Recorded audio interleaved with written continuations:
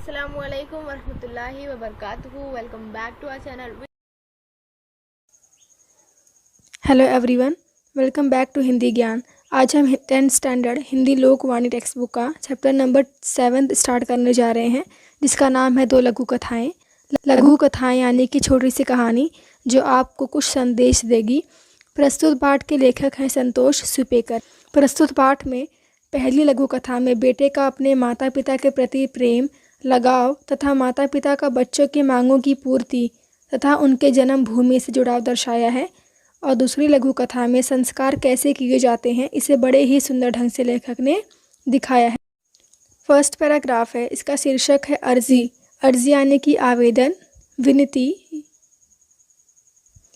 हर वर्ष की तरह इस वर्ष भी राघवेंद्र अपने पत्नी बच्चों सहित अपने पैतृक कस्बे में आया हुआ था। पैतृक यानी कि अपने माँ बाप के घर आया था। नौकरी से छुट्टियां न मिल पाने की मजबूरी के चलते वह चाहकर भी हफ्ता 10 दिन से ज़्यादा यहाँ रुक नहीं पाता है, लेकिन उसकी इच्छा रहती है कि अम्मा बाबूजी पूरे साल नहीं तो साल में 2-3 महीने तो उसके साथ मुंबई में ज़रूर रहें। बच्चों को संयुक्त परिवार मिले।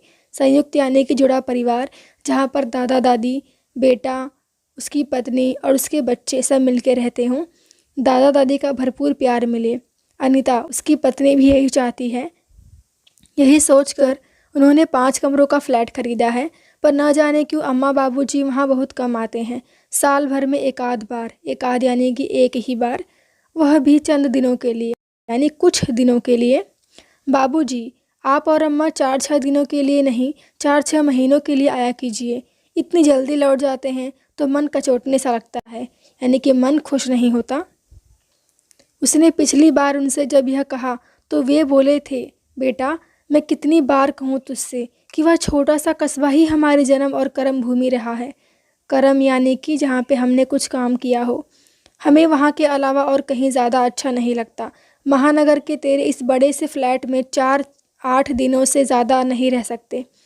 महानगर यानी कि शहर। आज शाम वह बचपन के अपने कमरे में घुसा, लाइट ऑन की और कोने में रखे बक्से की ओर बढ़ गया। उसके बचपन का साथी, उसका प्यार, लकड़ी का वह बड़ा सा बक्सा यानी कि पेटी। वह जब भी यहाँ आता है एक बार इस बक्से को ज़रूर खोल कर देखता है। सहज उत्सुकतावश उसने उसे खोला। उत्सुकतावश यानी कि क्यूरियोसिटी, बहुत ही जिज्ञासा से। 6ठी 7वीं 8वीं कक्षा के कोर्स की पूरी किताबें, ज्योमेट्री बॉक्स, कील वाले तलवों की फुटबॉल शूज़, एनसीसी की एक्स्ट्रा ड्रेस, पुराना फ़ोटो एल्बम और भी जाने क्या क्या। बार बार देखने पर भी इन चीज़ों को देखने आने की इच्छा मरती नहीं है। तभी उसकी नज़र एकाएक पॉलीथीन की एक थैली पर पड़ी। अरे, इसमें क्या है? अब से पहले तो इस पर मेरी नज़र कभी पड़ी ही नहीं। उसने उसे उठाकर खोला। अंदर पीली पड़ चुकी कागज़ की छोटी छोटी सी पर्चियाँ मिली। वह एक एक की इबारत को पढ़ने लगा। इबारत यानी कि विषय। बाबूजी, आज मेरे लिए जलेबी लेते आना। बाबूजी, आज शाम को कंपास बॉक्स चाहिए। बाबूजी, शाम को 2 पेंसिल खरीद लाना। बाबूजी, बाबूजी, बाबूजी। बचपन से बाबूजी से की गई फरमाइशों का पुलिंदा था वह। पुलिंदा यानी कि गुच्छा। पढ़ते पढ़ते उसकी आंखों में आंसू आ गए। बाबूजी का लाडला राघवेंद्र, राघव, कोई भी वस्तु चाहिए होती तो वह मुंह से नहीं कह पाता था। बस इच्छित वस्तु की पर्ची बनाकर बाबूजी की जेब में डाल देता था। इच्छित यानी कि जो उसकी इच्छा होती थी। तो ऐसा कभी हुआ ही नहीं कि बाबूजी उसकी मांगी कोई वस्तु लाना भूल गए हों या उसकी इच्छा पूरी ना की हो। सोच में डूबे राघवेंद्र की आंसू भरी आंखों में एकाएक चमक आ गई। पर्चियों को पॉलीथीन की थैली में रखकर उसने बक्से को बंद कर दिया। झटपट कागज़ की एक नई पर्ची बनाई और उस पर लिखा, बाबूजी, मैं दिल से चाहता हूँ कि आप और अम्मा मेरे साथ चलकर मुंबई में रहें। हर साल कम से कम 2-3 महीनों के लिए। आपको कोई तकलीफ़ नहीं होगी। आपका राघव। बाबूजी के कुर्ते की जेब में उस पर्ची को डालते हुए उसके हाथ अतिरिक्त रोमांच से काँप रहे थे और मन आश्वस्त था, यानी कि बहुत खुश था, बहुत संतोष था उसके मन में कि उसकी यह अर्जी खारिज नहीं जाएगी, यानी उसकी ये रिक्वेस्ट, उसका ये आवेदन बिल्कुल भी बेकार नहीं जाएगा, नामंजूरी नहीं दी जाएगी इसे उसके पापा, उसके बाबूजी के द्वारा।